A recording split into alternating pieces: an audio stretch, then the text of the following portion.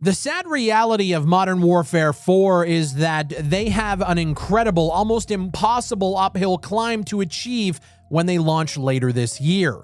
Gamers are growing fatigued at the yearly launch cycle, which has subsequently led to some of the worst Call of Duty releases in history with Modern Warfare 3 and some of the worst selling Call of Duties in history with the most recent Black Ops 7. And now that the COD marketing machine is in full swing, we're seeing the developers come out onto social media and address feedback head on for the first time in a long time. But the real question that everybody has is, are they lying once again? The community has been burned so badly with terrible launch cycles, terrible decisions, and Call of Duty executives, the higher-ups, ignoring the community's wants and desires for so many years now. And I think it's starting to catch up with them. Normally, you hear developers and communities talk about the 3 or 4 pillars of design when it comes to upcoming games. We built our game's foundation upon these ideas, but this year in Call of Duty's case, the 3 things that everybody is talking about starts with skill-based matchmaking and whether or not it's going to be good or not, movement, which we've seen a lot of information on that I want to talk about in this video, as well as the over-the-top crazy collaboration cosmetics that Call of Duty has become known for over the past, several years. And seeing as I'm a YouTuber who covers FPS news, we gotta talk about it. Infinity Ward tweeted on May 28th that every aspect of Modern Warfare 4 is anchored in the game's narrative, and every feature, every decision needs to feel authentic to what Modern Warfare is, and that includes cosmetics and collaborations. We're committed to keeping it grounded and transparent, and we want to hear from you on what you'd like to see in our game. And let me tell you,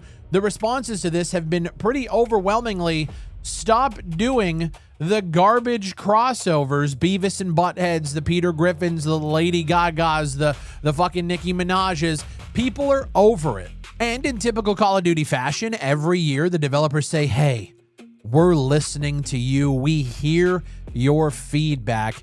And then by season 3, things are back to wacky, wavy, and just over the top. And the community is calling them out for it directly. The memes that people are creating are actually pretty close to home. You got the Peter Griffin where he's walking next to the soldiers dressed as a clown. We have this meme here, which is fucking incredible.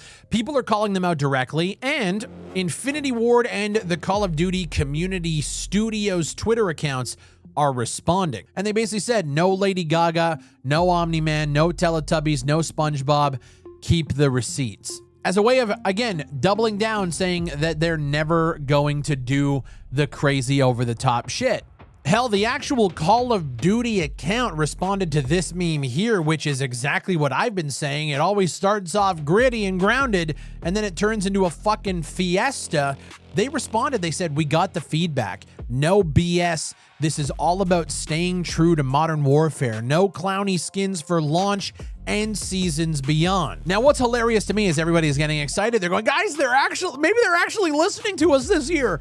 They've said this before. Matter of fact, it was less than a year ago. As Battlefield 6 commits to keeping it grounded with skins, Call of Duty director makes an unconvincing promise to calibrate the cosmetics in Black Ops 7. Now, of course, this was obviously quoting the creative director at Treyarch, whereas now with Modern Warfare 4, we're obviously dealing with Infinity Ward, but the overarching umbrella is Activision, which is then overarching on top of Xbox. But last year, Treyarch's creative director was quoted by saying, we always try to make sure that we're trying to touch the widest audience.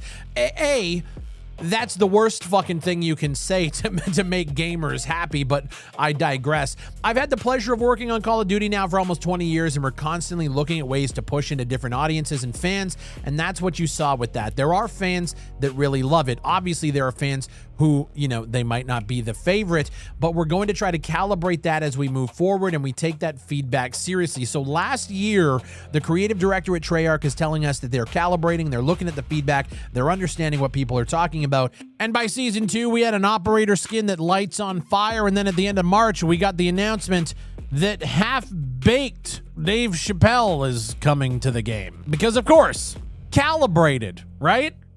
Fuck off. But truth of the matter is, guys, there is a reason these skins exist in the marketplace, and it's because people buy them. And I think that's just a reality that we have to start accepting when we talk about these microtransactions and these crazy over-the-top cosmetics. I personally think that if we take a step back outside of the bubble that we have in this community and this side of the internet, when you look at the games that were, started with that realistic, grounded visual aesthetic, and you see how they've shifted over time to draw in new audiences and to obviously draw in more cash. Rainbow Six is one of them. I mean, hell, even Arena Breakout Infinite is starting to implement some over-the-top kind of crazy, more ooh-woo Japanese anime style skins in a game that literally promised to keep itself grounded in reality. Battlefield 6, I have to give credit to, hasn't really gone off the deep end, and they've really kept their cosmetics in universe grounded and I would say more realistic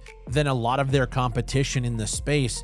I'm of the opinion, and I don't really have facts to back this up, but this is just what I see when I look at patterns that emerge inside these games. They always start off realistic, and then the other stuff starts to bleed in, and then it becomes a slippery slope. And the reason why I think that is, and this is just my opinion, I think that there is a large group of the tactical, like milsim, we want it to be realistic, we want it to be immersive. That crowd is big enough to be vocal online about it, but when it comes to actually purchasing the cosmetics and purchasing the battle passes with the skins and all of that, I don't think they show up enough to make these companies care enough to keep it grounded. That's just a pattern that I keep seeing. Is every game, it seems like they always start to bleed in and then they go off the fucking rails. And why is that?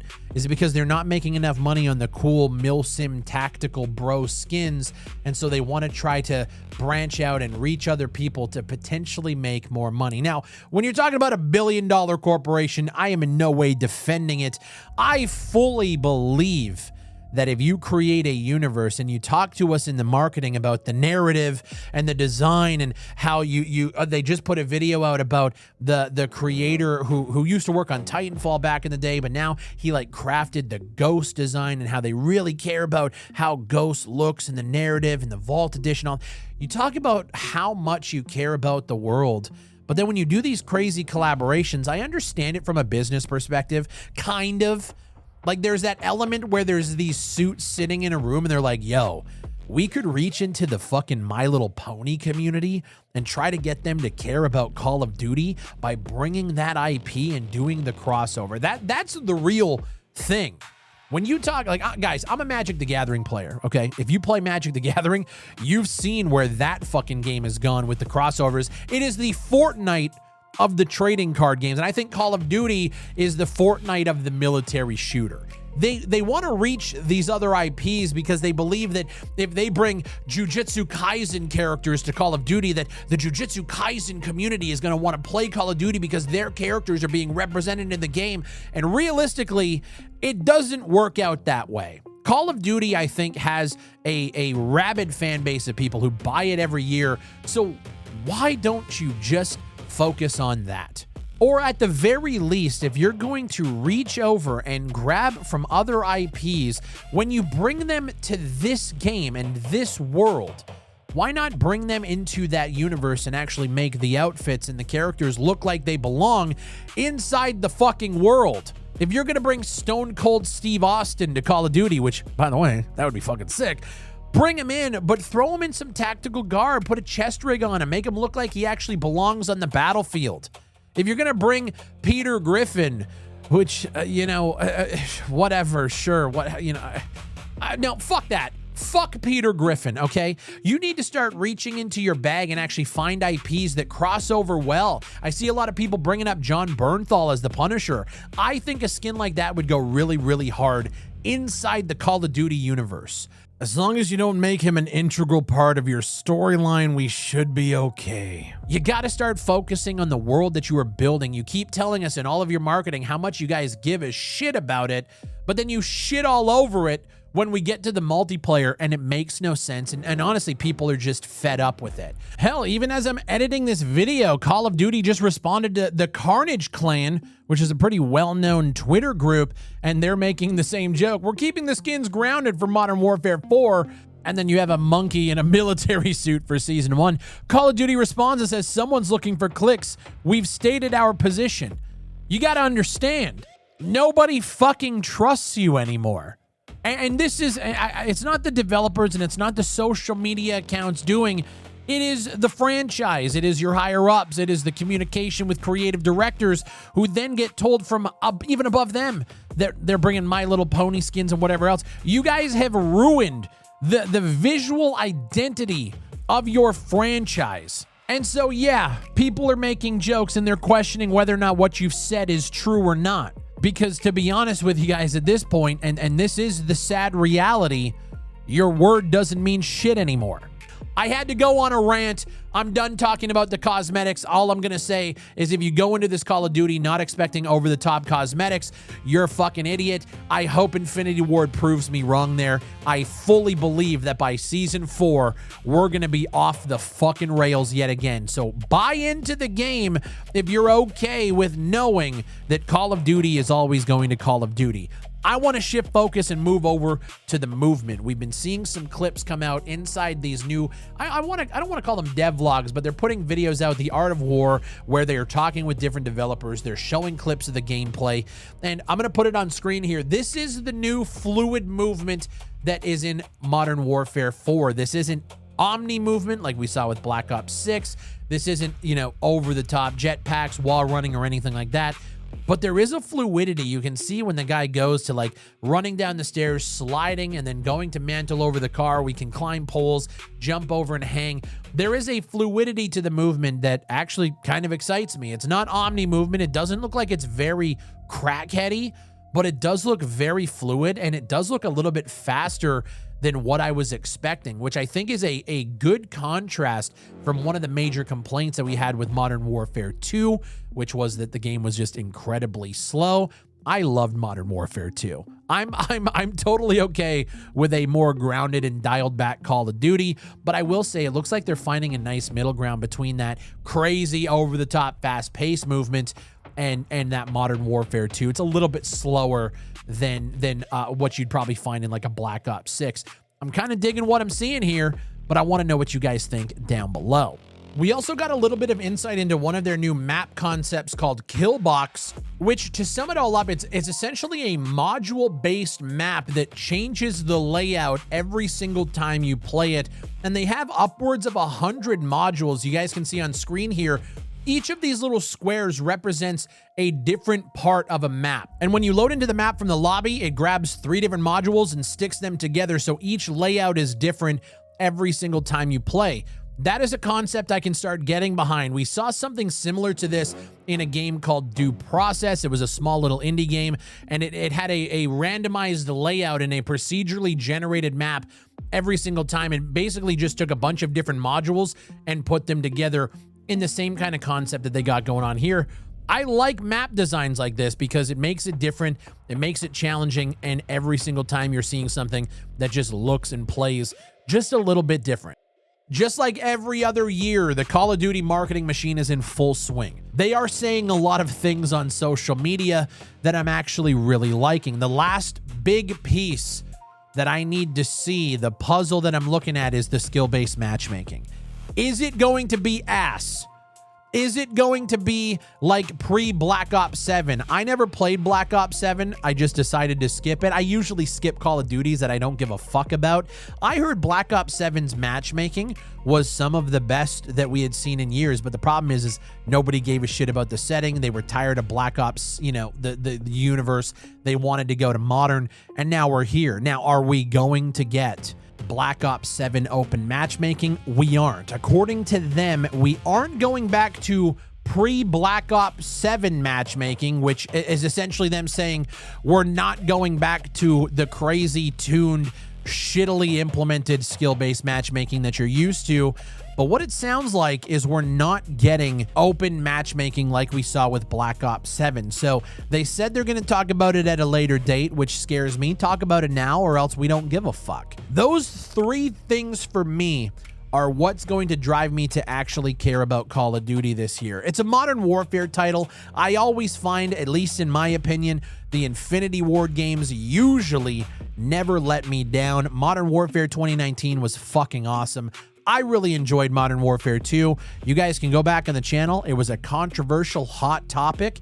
I actually really liked Modern Warfare 3 as well. The campaign was fucking dog shit. It was the worst campaign that the game has ever had, but I really enjoyed that multiplayer. I thought it was paced very well. We had some of the remakes of old school maps. It was actually really dope, but everybody hated it, so it was something that I just really couldn't talk about without completely taking a shit. And then, of course, I mean, on top of it, we got to see what they're doing with Warzone and DMZ. I'm seeing new information. I want to make a specific video for DMZ later this year because apparently it's coming back with a bang, and I personally don't believe it, but, you know, we'll talk about it. That's pretty much how I'm feeling about all of this. Is I'm seeing all the marketing, I'm seeing the trailers, the devlogs, and whatever else, and everything really just makes me happy from what I'm seeing. It looks like they actually give a shit. But the problem is the developers are usually the ones that do care, and they usually do their best to make the best Call of Duty possible. But the problem always comes from above. Their handlers and their makers are always the ones that implement bullshit-ass decisions. They want to do the skill-based matchmaking to make sure people get engaged for as long as possible. They want to do the crazy collab IPs because they want to reach the broadest audience possible, which I find just waters down the IP that we're actually fans of and has been for quite some time. It's always the ones above that do the stupid shit, and the developers are always the ones left with the wrath of the community. So I don't want to sit here and make videos talking shit about the dev team themselves. I'm just saying there's a lot of goodwill that has been burned up over the past several years with this franchise. And unfortunately, this is just what Infinity Ward has to face when they're marketing the next game. And every single tweet and every single video they're putting out, there are a lot of people that are excited, but that cautious, nah, we've been down here way too many times and we're fucking sick of it. You can see it brooding in the community. And I'll be honest, I'm actually glad, because that's going to force these guys to fucking do it right. And if they don't, this franchise might be on ice for the first time in a long time. I want to know what you guys think down below. I know a lot of my community doesn't care about Call of Duty, but it is a brand new FPS that it's coming out. It's the biggest FPS that is coming out this year. It's also Modern Warfare. We got to talk about it. There's a little part of me that's excited. There's a part of me that wants it to be fucking good. There's a large, cynical, jaded part of me that fucking hates it. But we're going to talk about it all. Leave a like on the video if you guys enjoyed it. Subscribe for everything Call of Duty related. And I'm just going to shoot it fucking straight to you guys. It is what it is. If I end up liking the game when it comes out, awesome. We're going to talk about it and I'm going to make coverage on it. If I don't like it, if I don't like a decision that these guys are made, I don't care. I'm just going to fucking talk about it because that's what this channel is all about. My name is BigfryTV. Thank you guys for watching, and I'll see you on the next one.